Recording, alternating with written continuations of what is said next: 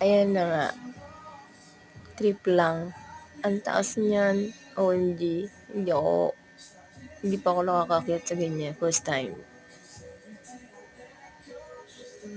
Ang saya naman. Oo, tignan mo naman siya. Tuturo pa talaga, tour guide. Ayan, papasok na kami niyan.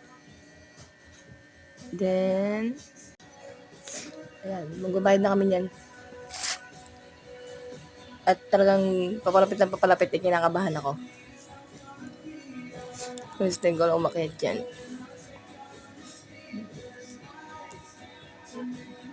Diba, ang taas. At ang pila pa nga.